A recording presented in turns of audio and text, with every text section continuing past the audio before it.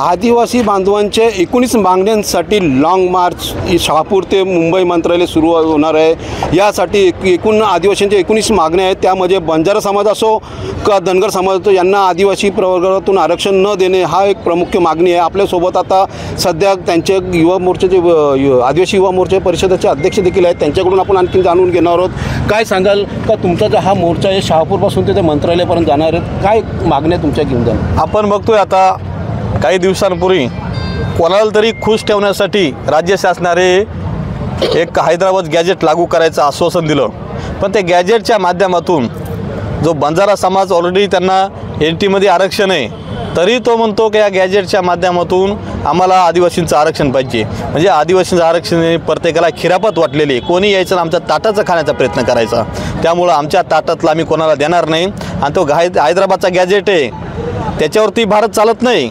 भारतानं डॉक्टर बाबासाहेब आंबेडकर यांनी जे संविधान तयार केलेले आहे त्या संविधानावरती आज देश चालतोय, त्यामुळे आम्ही संविधानाची पूजा करतोय, आम्ही निसर्ग पूजक आहे। त्याच्यामुळे ह्या गॅजेटची अंमलबजावणी शासनाने न केली बी कोणासाठी, तरी पण आमच्या आरक्षणाला धक्का न लागता बंजारा धनगर कोणालाही आरक्षण देऊ नये। त्यामुळे अन्यथा या गॅजेटची आम्ही होळी केल्याशिवाय राहणार नाही। त्यासोबत आमचं पेसा कायदा आहे, पेसा क्षेत्रातील जेवढे ग्रामपंचायत त्याचे केंद्र शासनाने सर्व ग्रामसभेचे अधिकार काढून घेतलेले, ते अधिकार पुन्हा पेसा ग्रामपंचायतीला देण्यात यावे। त्याचसोबत 13 जिल्ह्यातील वर्ग जे पद आहेत काय आमचे 1 वर्षापूर्वी मुलं कामावरती लागले, त्यांचे अजून पगार झाले नाही। आणि आता 5 तारखेला 1 दिवसाचा खंड असा GR काढला, त्याच्यामुळे तो त्या विद्यार्थ्यांवरती अन्यायकारक GR आहे तो रद्द करावा। त्याचसोबत पेसा होण्यासाठी सुप्रीम कोर्टामध्ये निकाल पेंडिंग आहे, परंतु जाणून बुजून हे गेंड्याच्या कातडीचं सुस्ताडासारखं सोपलेलं जे सरकार आहे ते जाणून बुजून तो निकाल लावण्यासाठी चांगला वकील देत नाही आणि निकाल डिले 1 वर्षापासून तारखावर तारखा पडत चालल्यात।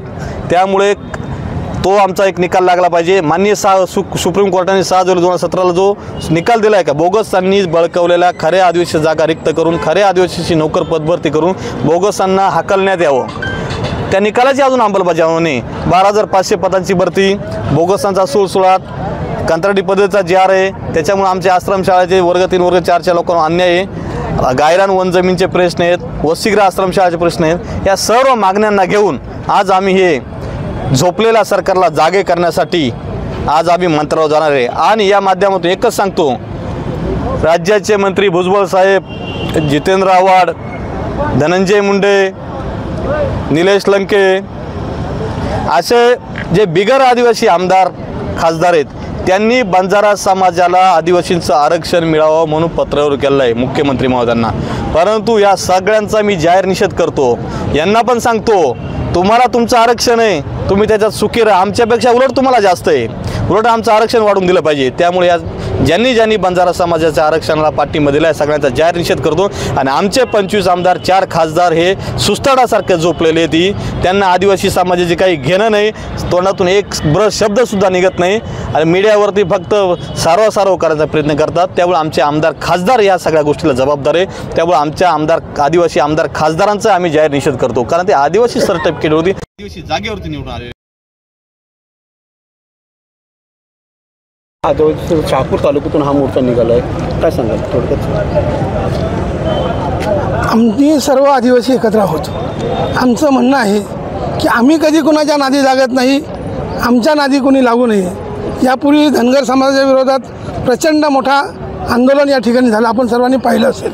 आमचं एकच म्हणणं आहे, आम्हाला जो अधिकार दिला आहे तो संविधानाने दिलेला आहे। संविधान आम्ही मानतो, आम्ही कुठलेही गॅजेट मानत नाही। संविधानाने जे आम्हाला दिलेला आम्हाला अधिकार आहे त्या अधिकाराने आम्हाला आरक्षण मिळाले, ते आरक्षण अबाधित। या सर्व मागण्या घेऊन दिशेने चाललो आहोत।